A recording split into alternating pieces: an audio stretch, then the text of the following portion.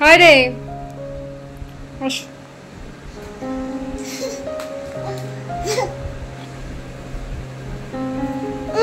কি বদমাইশি হচ্ছে খালি খালি বদমাইশি হচ্ছে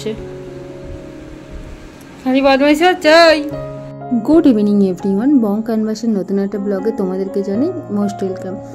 তো ব্লগটা শুরু করছি এখন থেকে। আর দেখতেই পাচ্ছ আমাদের ঘরে কিন্তু একটা নতুন মস্তান এসছে। সেই মস্তানটা সারা দিন যুদ্ধ করে সে একটা সময় জয়ী হয়ে যায়। মস্তানটার একটা নাম দিয়েছে, সেই নামটা হলো যে ইয়ো মস্তান। এই হলো আমার ইয়ো মস্তান। দেখেছো কত যুদ্ধ করে এবার জয়ী হয়েছে। একে নিয়ে আমি রীতিমতন এখন পুরোপুরি ভয়ে আছি যে কিভাবে আমি ওকে সামলাবো। হ্যাঁ, কারণ চোখের নিমিষে এত বদমাইশি করছে আর বলার কথা না, যখন তখন একটা বিপদ ঘটে যেতেই পারে। তো যাই হোক, আজকের ভিডিওতে আমি তোমাদের সাথে শেয়ার করতে চলেছি যে কিভাবে আমি বাবির জন্য ড্রাই ফ্রুট পাউডার বানাই। তো তার আগে মস্তানিটা আরেকটু দেখে নাও তোমরা।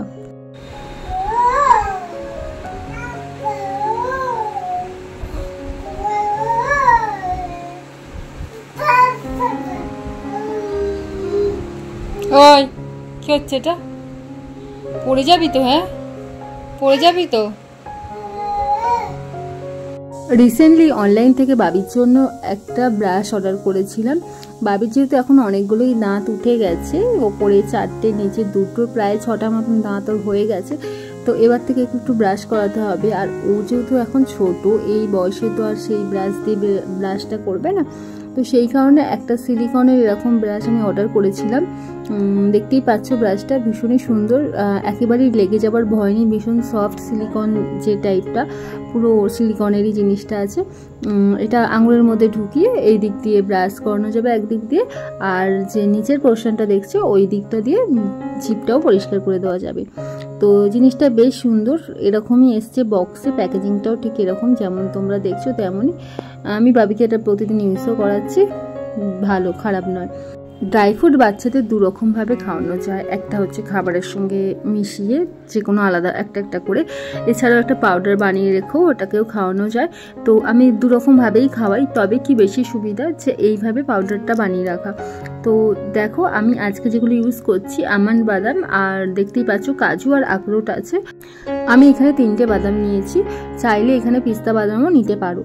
তো প্রথমে আমি কাজু আর আমন্ডটাকে ভালো করে ড্রাই করে নেবো। একেবারে লো ফ্লেমে কিন্তু ড্রাই ফ্রুটগুলোকে ড্রাই রোস্টটা করে নিতে হবে। তারপরে আমি আখরোট বাদামটাকে ড্রাই রোস্ট করব। আর একেবারেই হালকা আঁচে করতে হবে। কিন্তু ড্রাই ফ্রুট পাউডার বানাতে গেলে কিন্তু অনেক কিছু মেনে বানাতে হবে, কারণ একটু উল্টোপাল্টা হলে কিন্তু এর থেকে তেল বেরিয়ে যাবে। আর ড্রাই ফ্রুট পাউডার সবসময় একটু অল্প করে বানানোই ভালো, যাতে বেশি দিন না যায়। আমি সেভাবেই একদম অল্প পরিমাণে বানাচ্ছি, মোটামুটি 1 সপ্তাহ যাওয়ার মতন। এর বেশি দিন রেখে খাওয়ানোটা একেবারেই ঠিক না। ড্রাই ফ্রুট কিন্তু বাচ্চাদের ব্রেন ডেভেলপমেন্টে একটা বিশেষ ভূমিকা পালন করে, সেটা আশা করি অনেকেই জানো। এছাড়াও বাচ্চাদের স্কিনও কিন্তু ভীষণ গ্লো করবে। আখরোট বাদামকে কিন্তু একেবারেই লো ফ্লেমে একদম অল্প সময়ের জন্য ড্রাই রোস্ট করতে হবে, বেশিক্ষণ রাখা কিন্তু যাবে না। এইবার দেখো আমি সব বাদামগুলোকে আমার ড্রাই রোস্ট করা হয়ে গেছে। এগুলো এখন গরম আছে, এগুলো আমি একটু ঠান্ডা হতে দেবো। এই গরম অবস্থায় করলে কিন্তু এর থেকে তেল বেরিয়ে যাবে। তো এটা ঠান্ডা হয়ে গেলে তারপর আমি মিক্সির জারে নিয়ে পাউডার ফর্মে ওটাকে নিয়ে চলে আসবো। ড্রাই ফ্রুট পাউডার বানানোর সময় মনে রাখতে হবে মিক্সিটা কিন্তু একেবারে এটা দিয়েই চালিয়ে দিলে পুরো হবে না, কিন্তু এটাকে কিছুক্ষণ থেকে চালাতে হবে। মানে একটুখানি করে মিক্সি চালাবে, আবার অফ করবে, আবার একটু চালাবে, কিছুক্ষণ বাদ দিয়ে আবার অফ করবে।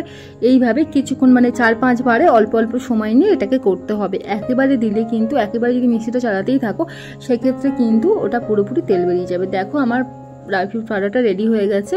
হ্যাঁ, এরপর আমি এটাকে একটা এয়ারটাইট কন্টেনারে পুরো রেখে দেবো। এবার যে কোনো দুধ জাতীয় খাবারের সঙ্গে এটাকে তোমরা বেবিদেরকে দিতেই পারো।